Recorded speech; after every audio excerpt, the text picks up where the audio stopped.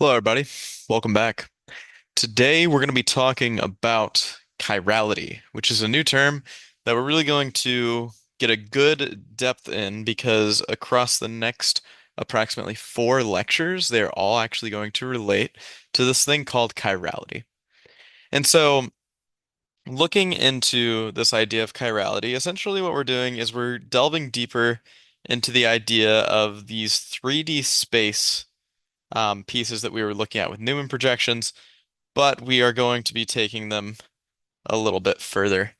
So, looking at this, let's say that we were going to take this molecule and we were going to draw a mirror image of it.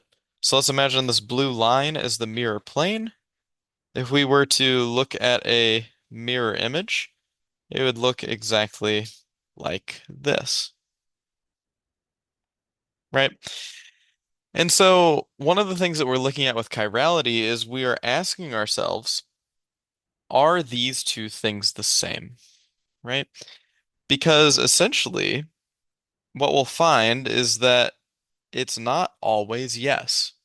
In this example, if we were to try and prove that these two things are the same, the first thing that we would actually have to do is we would have to kind of try and compare these in terms of what they look like to one another.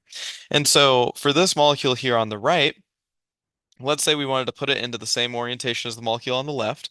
The first thing that we'd have to do is we would actually have to take it and flip it like a pancake, right? And so this would be an idea of, I'll draw this red vertical line here, right? It's like we're taking this thing and we are flipping it upside down across that red line there. And if we do that flip, what we would see is that now the bromine that was pointing straight up is still going to be straight up because that's exactly where it was. But the methyl group is going to be flipped to the right-hand side. And then our hydrogen and our bromine are actually going to, since remember, these are coming out towards us for the bromine, whenever it gets flipped upside down, it's going to be pointing back into the page, right? And then our hydrogen is going to be coming out towards us because it was pointing back into the page. If we then were to take this guy and do a rotation like we were doing in the Newton projections, right? 120 degrees rotation, where we spin it around, like if we were looking down this carbon bond right here, right? What we could do is we could essentially rotate these three around the same way we do all those Newton projections. And what we would find is that the bromine ends up here, the second bromine ends up on the wedge, which I guess is probably better drawn right here. And then the hydrogen ends up on the dash. And so what we see is that indeed these two things are the same. And so how we would classify these when we're talking about these chirality or stereoisomers is we would say this is a superimposable mirror image. Right? The word superimposable, all it means is that if you were to put both things on top of each other, they essentially overlap perfectly.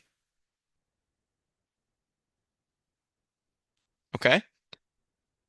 But if we were to take a look at something slightly different, right? Let's say that we were to instead take a look at a molecule that looks like this,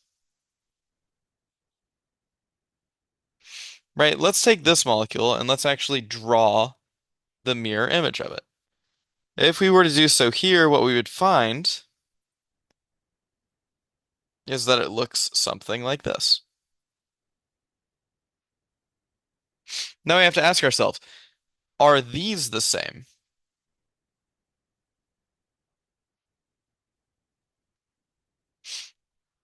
For this example, what we can do is we can once again flip it, right? So let's do another one of those flips just like we did before, right? Because we want to make sure that the alcohol is on the right-hand side. So we can go directly over this red line axis here, right? We can flip these things straight upside down.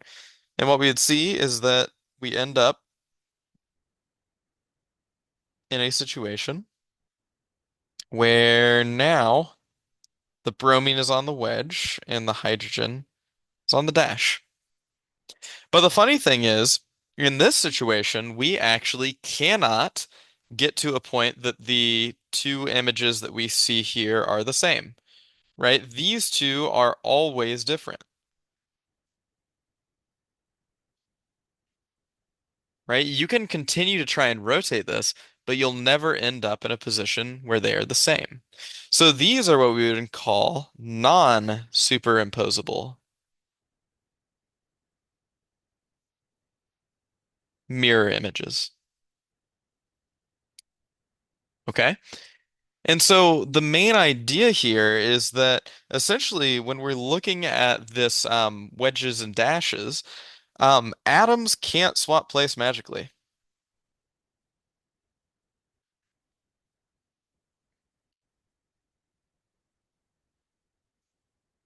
meaning that we can get different structures depending on that different wedge or dash.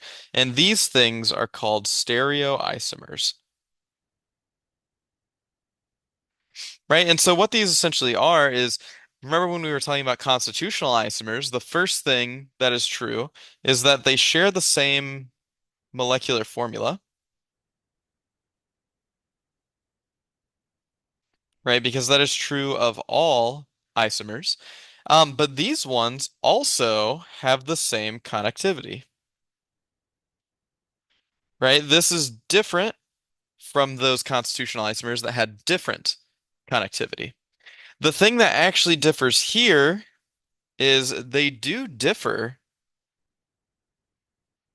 in the spatial arrangement of the atoms.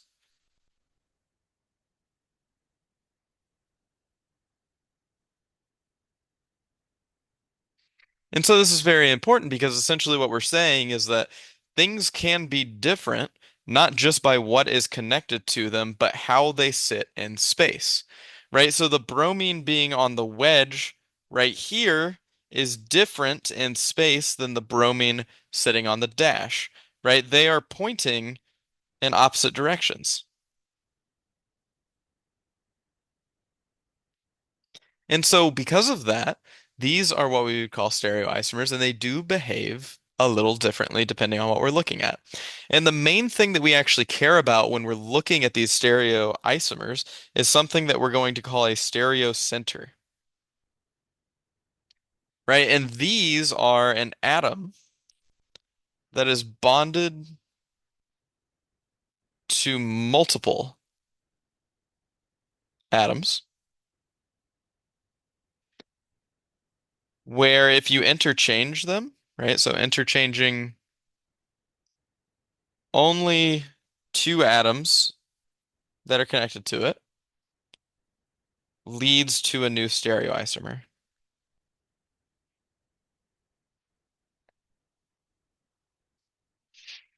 All right. So essentially, what this means is if we take, for example,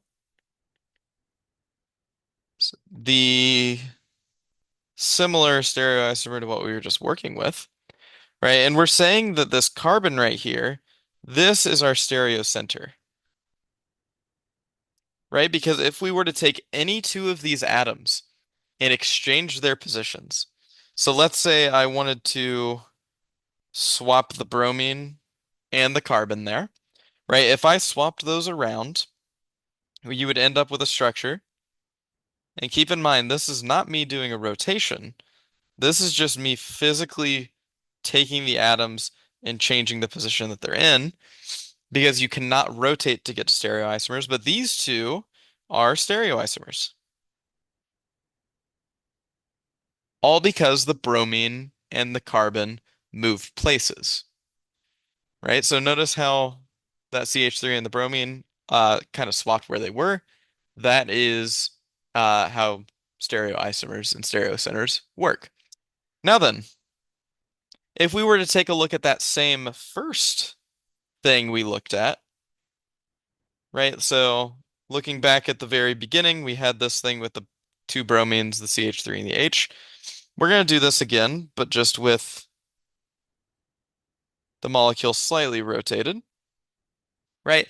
Let's say that I decided, all right, let's switch the methyl and the bromine on this one, right? What happens if we swap these? Well, what we would see is that the bromine would be here, the methyl would be there, we have a bromine on the dash, and the H right here. But what we see here is that these actually are not stereoisomers, right? These are actually the same, because if we just were to do a rotation around the bond in blue there, right, we can put the bromines back to where they were in the original structure where I swapped everything, and the methyl group where it was as well. And again, you can do these just by thinking about Newman projections.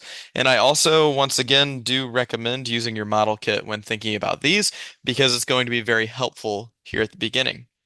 So in the first one, those were stereoisomers. In the second one, these are not stereoisomers, right? They are the same.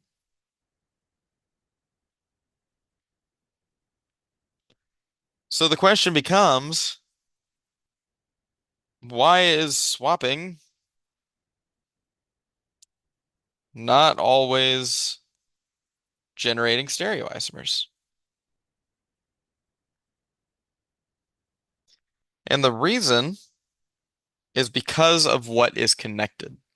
And this is where we actually end up talking about chirality.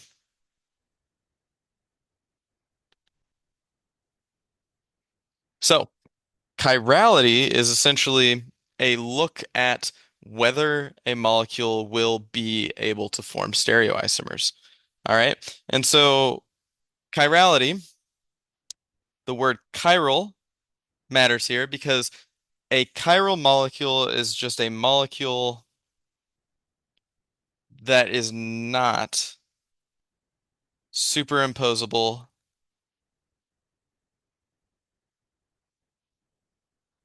with its mirror image, which is very fancy words, but we can also take a look back up at the very start to see that this is true of what we were looking at, right? See this first one here where we were talking about these being the same, it's because the mirror images are superimposable. The second one, they were different, they are non-superimposable. And we see down here that leads to one of them forming stereoisomers and the other one not. And the thing that really differentiates these, I'm going to draw it in blue here as a new definition, is the idea of a chiral carbon, which essentially, in layman's term, is just a carbon that has four different groups attached,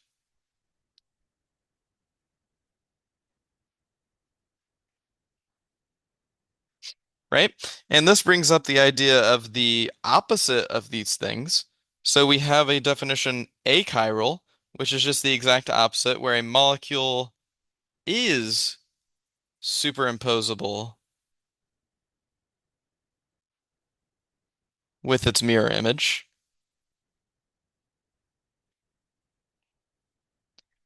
And then we also have the idea of something called an achiral carbon, which is just a carbon that has at least two of the same group attached. Okay? First thing that you'll find is that chiral molecules and chiral carbons form stereoisomers.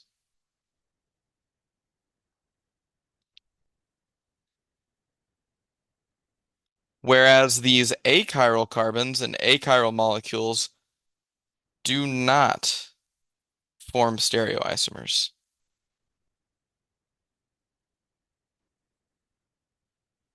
Okay?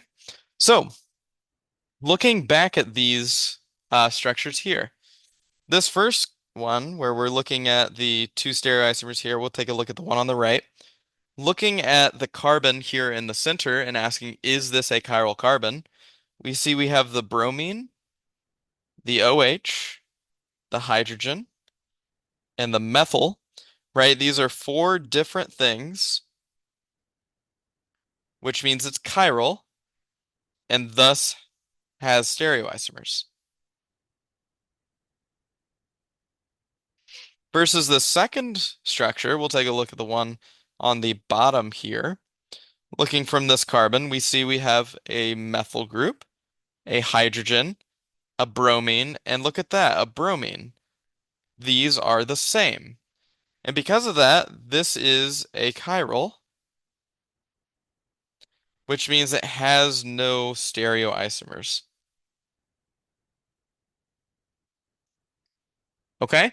So understanding chirality is really the thing that will help us understand stereoisomers. So you're really going to be wanting to pay attention to your carbons whenever you're looking at chirality, right? Because essentially you're asking yourself, does it have four different things attached, or does it have two of the same thing?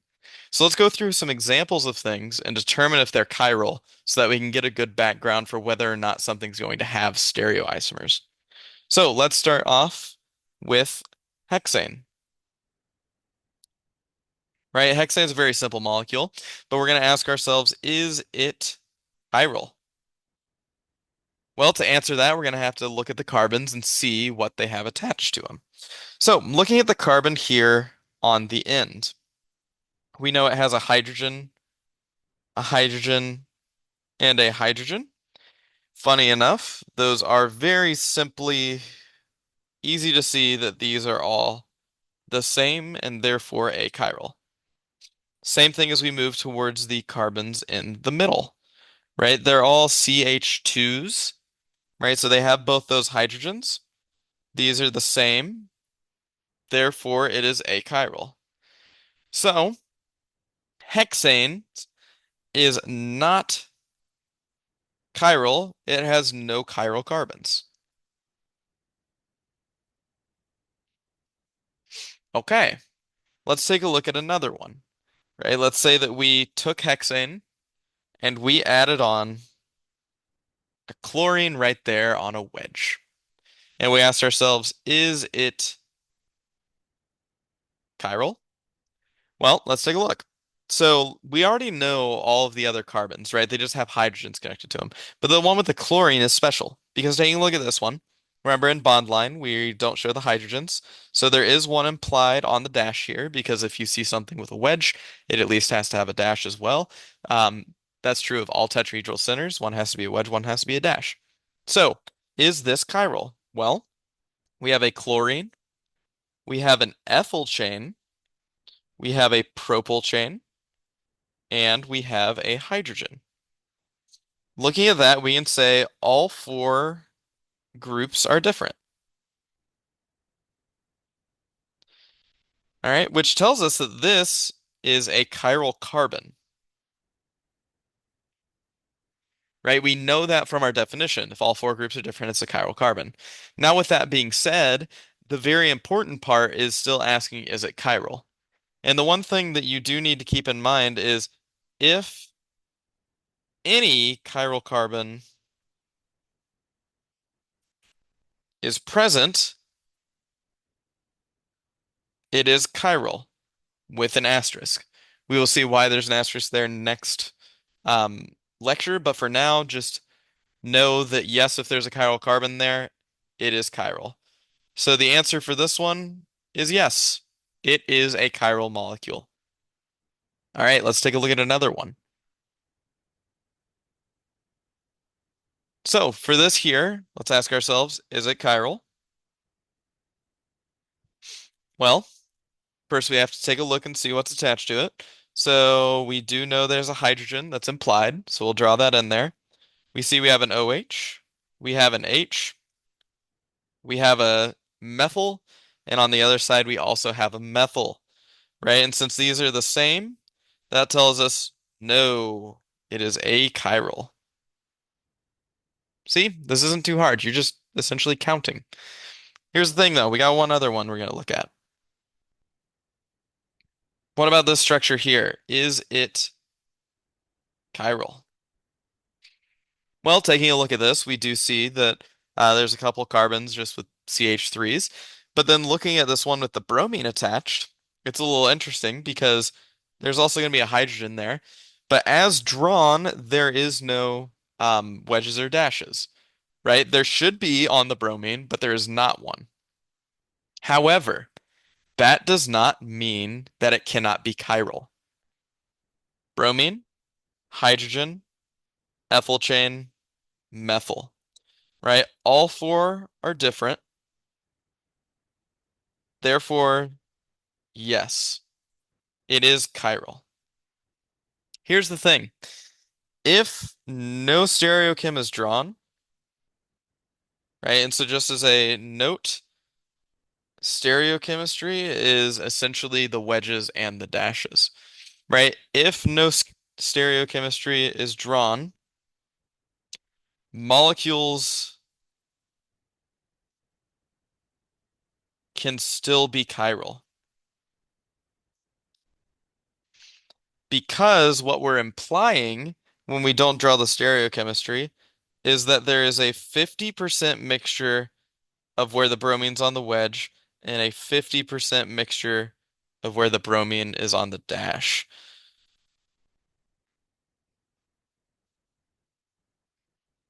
All right, so it's essentially that right there. So keep that in mind here. Just because no stereochemistry is drawn, the molecule can still be chiral.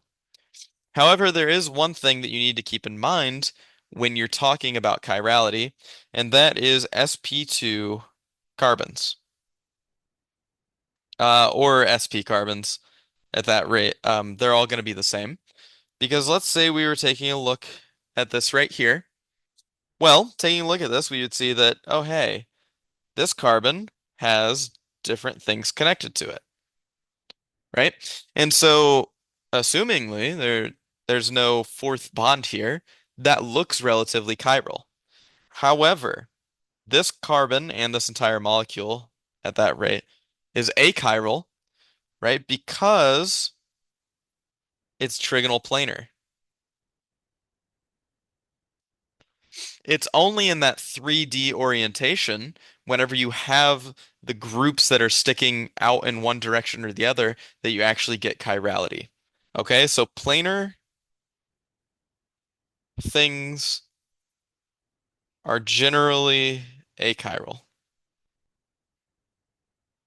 All right, so what you have hopefully noticed so far is that there is a pretty good relation to the fact that a chiral carbon is the same as a stereocenter.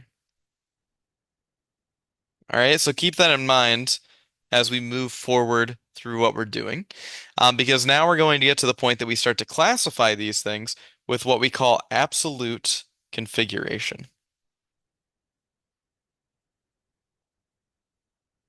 And this is where that title of the lecture comes into play, which is R and S. So absolute configuration is an incredibly powerful tool. All right. If you understand how to do this, you will essentially get a 100% on anything to do with stereochemistry. However, if you do not understand how to do this, you're going to have a little bit tougher of a time. Essentially, the idea behind R and S configuration is no matter how you draw a molecule, there are only two stereoisomers per stereocenter. Okay? So only two stereoisomers per stereo center. And we call these by their names of absolute configuration, right? And so the way absolute configuration works is essentially what you're looking at is for any chiral molecule, right? Anything that has a chiral stereocenter. Essentially, we are going to have four different groups attached. All right, we're going to name them 1 through 4. There's 1, 2, 3, and 4. And the rules of this naming convention essentially state that the first thing you're going to do is ensure the number 4 is on a dash. All right, it's got to be facing away from you.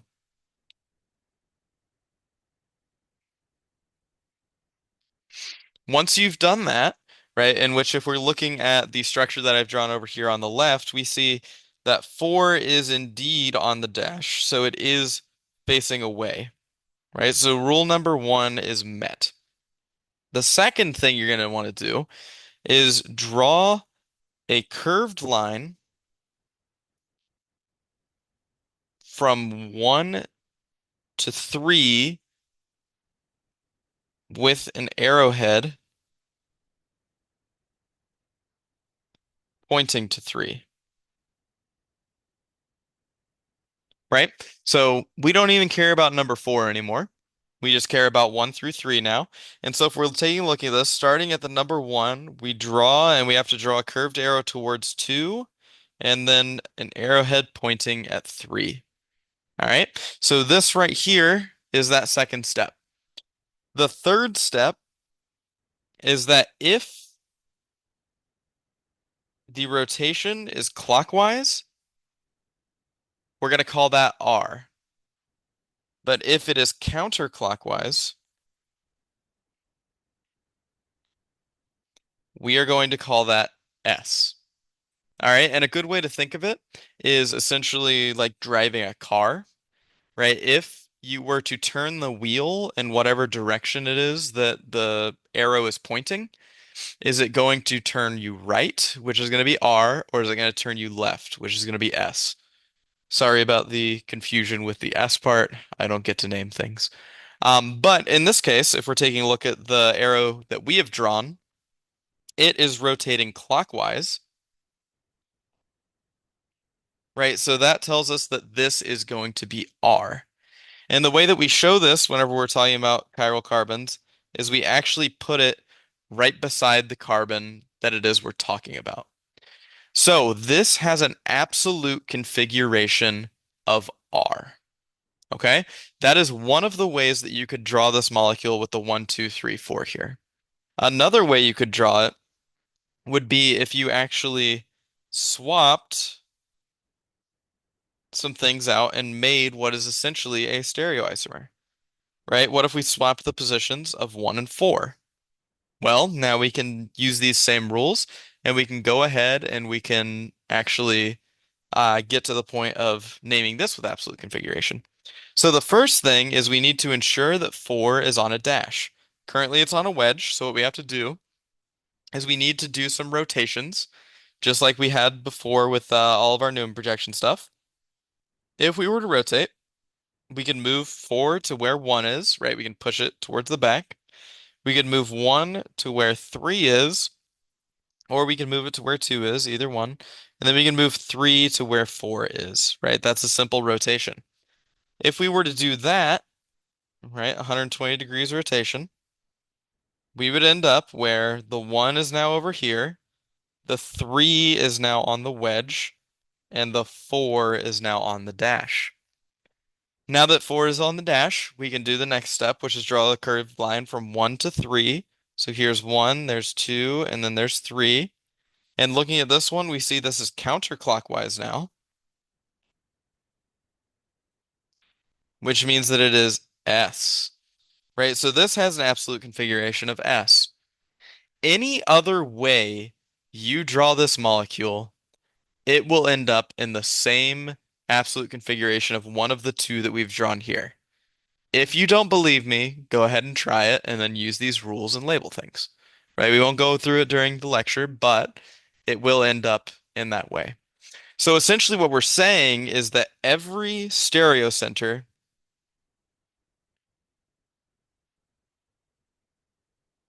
is either R or S, which is going to be very important for us because we're going to start actually defining some interesting things. But to do that, we need to know what these R and S configurations are. Now, one thing I will say for the exam and all things further forward, you must know how to do this rotation.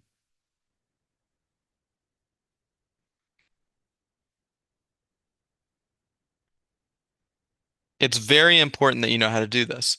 However, there is another way that we can actually do this, right? So another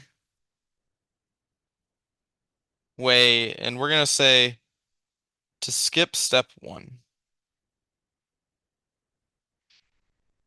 If you don't, or if you have a lot of trouble doing step one, you can also do something we call the right hand rule. So let's say that we were looking at the second thing again that we had to rotate. Okay. So for this one right here, looking at it, right, we originally rotated 4 to be on the dash, but there is another little statement that we can say, which is if 4 is on a wedge, check steps 2 and 3. It will be the opposite configuration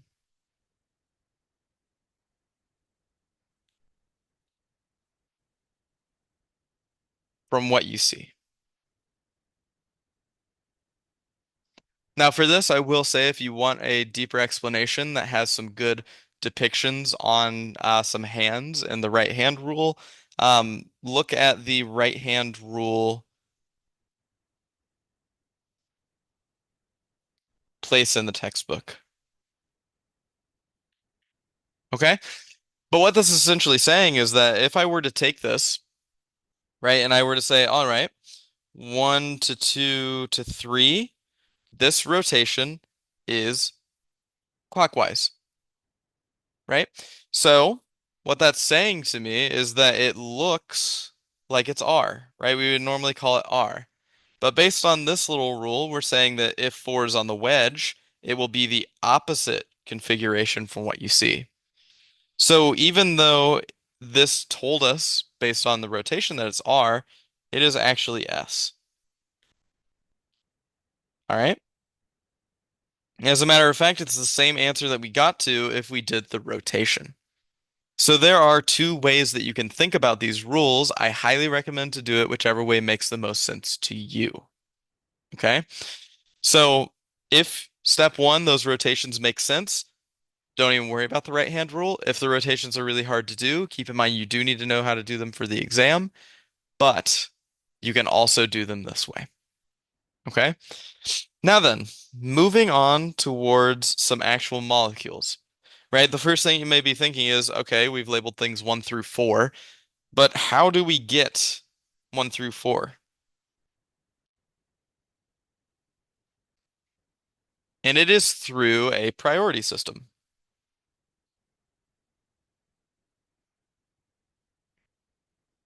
right? Just like in nomenclature, we have some priority rules. So we're going to list those out over here as well. So for our priority in terms of actual molecules, the first rule that you need to worry about is higher atomic number is higher priority. All right. So that means if you're comparing something like a carbon and an oxygen, the oxygen will have a higher priority because it has a higher atomic number. The second rule is that if atomic numbers match, what you got to do is you have to move one atom further away and compare priority again. All right. We're going to take a look at how the rule comes into play in just a second. The third rule is going to be if there is a double or triple bond, you count the bonded atom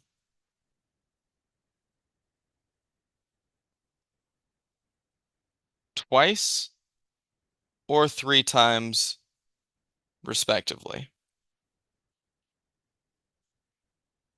Okay?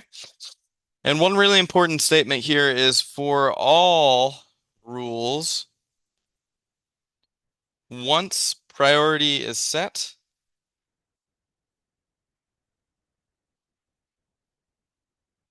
ignore that group. right? So don't continue trying to list priority if you've already given something priority. So let's take a look at how this priority system actually works. All right. So we're going to start out with this structure right here, which is the same structure that we actually started out this lecture looking at. Okay. So let's say we wanted to give the atoms on the stereocenter priority numbers. All right. The first thing that we're going to do is we're going to look at rule number one. Higher atomic number equals higher priority. Okay, so when we're talking about atomic number, we're looking at the atoms directly connected to the stereocenter. So if this carbon is our stereocenter, the atoms directly connected are a carbon for that methyl group, the oxygen there, a hydrogen on the dash, and a bromine on the wedge. And if we were looking at their atomic numbers, right, we have hydrogen, carbon, oxygen, and bromine.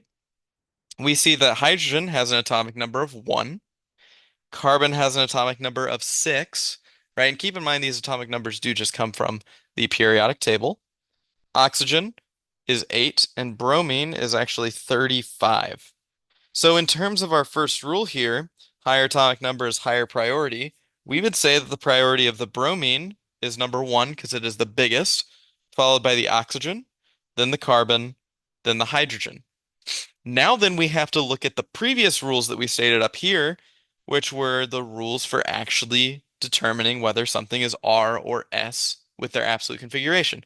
So we have to ensure 4 is on a dash, and then we need to draw that line from 1 through 3. So we see that the hydrogen, which is number 4, is indeed on a dash. So that's good. Now we need to take a line and draw the curved line from 1 to 3, right? So there's 1 to 2 to 3. And looking at this, this is counterclockwise, which means that this is S, right? So in our actual structure, we can label that as being an S absolute configuration. All right, let's look at another example of these. So for this one, we are going to go ahead and look at this structure here, right? So first thing we have to do is we have to determine where our chiral carbons are. And we see that this one right here is the only chiral carbon we have. All right. So we're going to have to take a look at that and we're going to have to assign it some absolute configuration. First thing, we need to draw in the atom that is missing, right? We didn't have the hydrogen shown. And now we need to do some priority. So looking at the priority here, here's the carbon that is our stereocenter, right? I always like drawing these out in Lewis structure for you all to learn, but keep in mind it's going to be useful later on if you can label it directly on the structure. But looking at this, we see we have the sulfur, a hydrogen, a carbon on the right, and a carbon on the left. And looking at that, our priority says that, okay, well, we have a hydrogen, a carbon, a sulfur. In terms of atomic number, 1, 6, 6, and 16. So knowing this, immediately our sulfur gets first priority, and then our hydrogen gets last priority, right? 4. Now, the ones in the middle, these two carbons, these are tied in priority. So because they're tied in priority, we actually have to then invoke the second rule up here, where if the atomic numbers match, we move one atom further away and then we recompare priority. Now, keep in mind, we don't have to compare priority for group 1 and group 4 because, as we said before, once priority is set, ignore that group. The priority for those is already set, so the sulfur and the hydrogen, ignore them. If we want to move out one atom on each of these, right, the carbon on the left has 2 hydrogens and an oxygen. The carbon on the right has 2 hydrogens and a carbon. So for this one here, we know oxygen is 8, hydrogen's 1, hydrogen's 1, hydrogen's 1, hydrogen's 1, carbon is 6. All the hydrogens cancel out, they're all the same, but the oxygen's 8 beats the carbon 6. So what that actually tells us is that this one with the oxygen on it is the second priority, and then the one on the right-hand side is the third priority. So this is a little messy. Let's look back at our original structure and let's add in those labels for ourselves.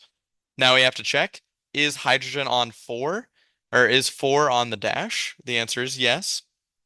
And then that means we have to just do the arrow from 1 to 3.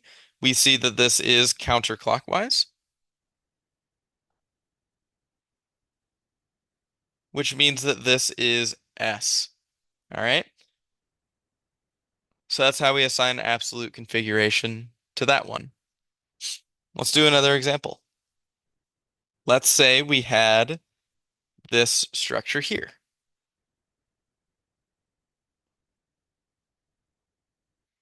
All right, so for this one, if we wanted to assign priority, first thing we gotta do is we know which one our chiral carbon is. It's that one in the middle. It's the only thing that has 4 things connected to it. There's a little hydrogen for it. And now we're going to take a look at, once again, that nice Lewis structure that we have. So coming off of this carbon, we have, oh, I guess I should make that the dash to the hydrogen. There's our wedge to a carbon. In each other direction, we have a carbon and a carbon. So for this one, comparing the weights or atomic numbers, the only odd one out is actually the hydrogen. All the others are carbons. So hydrogen takes priority number 4 on our structure. So that means we have to invoke that second rule, which is we move one atom out. So this carbon that was on the wedge has 3 hydrogens connected to it. So those are all hydrogens. The carbon on the left has 2 hydrogens and an oxygen connected to it. The carbon on the right has a hydrogen and a double bond to an oxygen. So this is an example of where rule number 3 comes into play, where if you have a double or a triple bond, you count the bonded atom twice or 3 times respectively.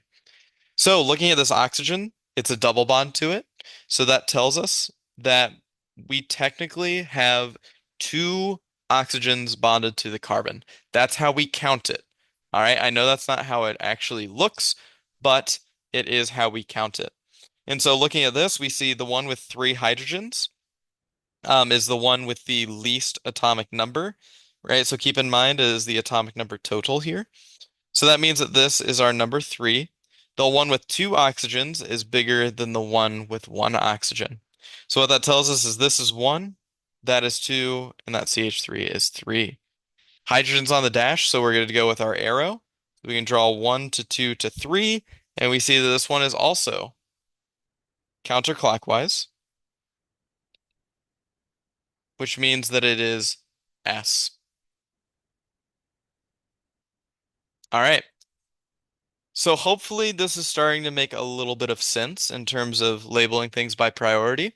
And keep in mind that every stereoisomer can only have one of these two as their absolute configuration. Now, let's look back to the start of the lecture because we presented this interesting idea about stereoisomers. And one of the first structures that we showed was this type of one here. And notice something interesting about this, which we've already said is achiral. If you were to try and label these in terms of absolute configuration, what you would find is since these are the same, none take priority, right? And so what this tells us is that achiral carbons do not have absolute configuration.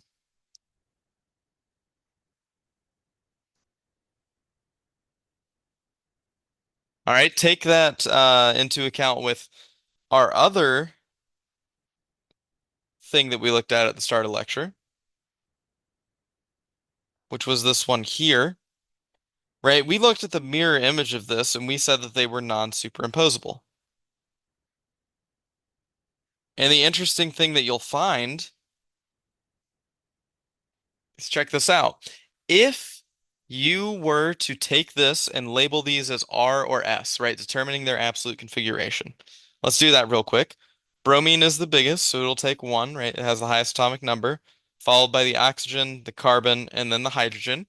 Hydrogen's on the dash, so we can just draw our arrow from 1 to 3, right? This is counterclockwise,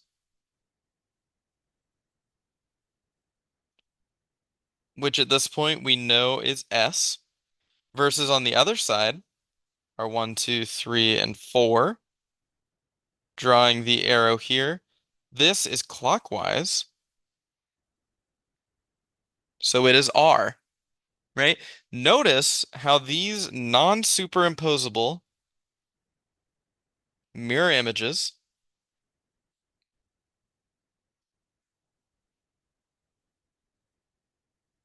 also have opposite absolute configurations.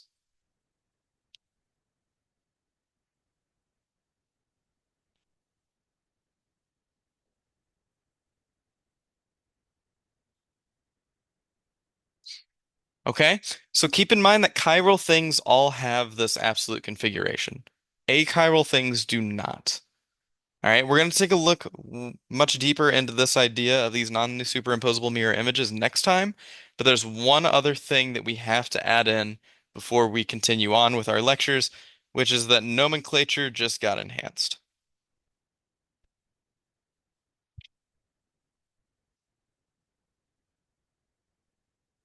Just when you thought it wouldn't come back, it is here to stay. Nomenclature will be present throughout the entire course. And so now we have another rule when we are naming. All right, and that is if a chiral carbon with absolute configuration is present,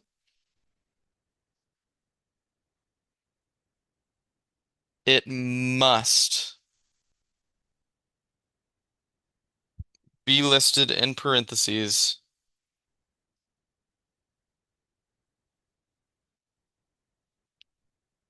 prior to prefixes. Okay? So looking at this, we used to name things in a very simple way, right? We were to look at this thing right here and we said, this is butan to all, right? Because we would have taken this, we would have numbered it 1 through 4, but stereoisomers and chirality make this a little more difficult because now there are two different ways that we could actually see this being labeled, right? Because remember that there are only two absolute configurations. So let's take a look at these two here, right? So for this first one, the oxygen is the biggest. If we take a look over here, we would see the carbon with a carbon is more priority than the CH3. And then on the dash, not shown, but is there, it is a hydrogen, which is our fourth priority. So if we were to do the rotation there, we would see this stereocenter is R, right? Because that is clockwise. Now, that being said, if we were to name this, we have to include that now in the nomenclature. So it would be R dash, right? So the dash now goes between the stereo, or I guess the absolute configuration and the actual name. Same thing with those parentheses. The absolute configuration goes within parentheses. So it's R butan to all. All right. If there are multiple, you will have to include locants. We'll take a look at that in a second. Let's take a look at the other one over here. So for this one, we see that, oh, the hydrogen is on a wedge, right? So remember, you can use either the right hand rule or the rotation. I'm going to keep using the rotations because they're more useful for us as we go along here. So if we rotate this to where we kind of do the movement of the oxygen to where that carbon is, the carbon to where the hydrogen is, and the hydrogen to where the oxygen is, we would end up with a structure that looks like this. Right now that hydrogen, which is 4, is in the back, we have our 1, 2, 3, and 4. And so if you look at this right here, this rotation is now counterclockwise,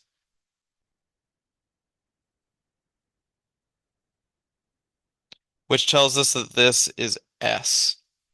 So knowing that that is S, that means that the name for this molecule here would be S-butan 2-all. Okay, let's take a look at one other last little bit here, which is naming things that have multiple stereocenters.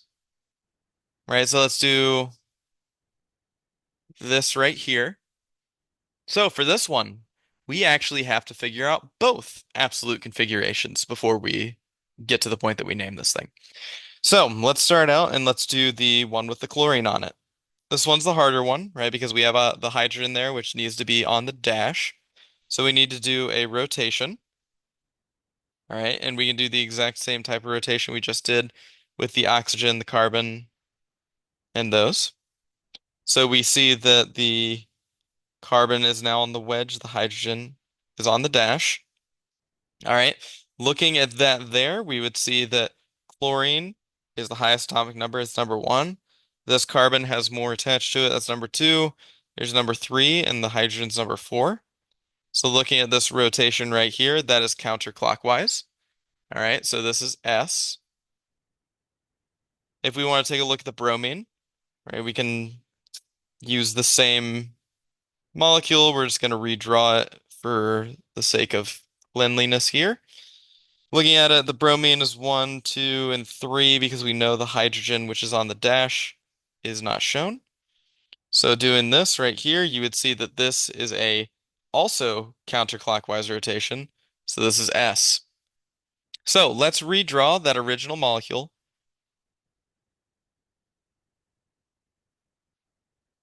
with the absolute configurations shown. They're both S. And now we can go about naming this thing. Right? So for this one, we have the bromine and the chlorine. They're both the same priority, right? They're both halogens. So it goes by alphabetics. B comes before C for bromo. So this would go number in this direction. So in this case, our name would be 2S, right? Because we are denoting the actual stereochemistry, the absolute configuration on carbon 2 comma 4s because we are also denoting the on carbon 4 the absolute configuration. Then it is in alphabetical order 2 bromo,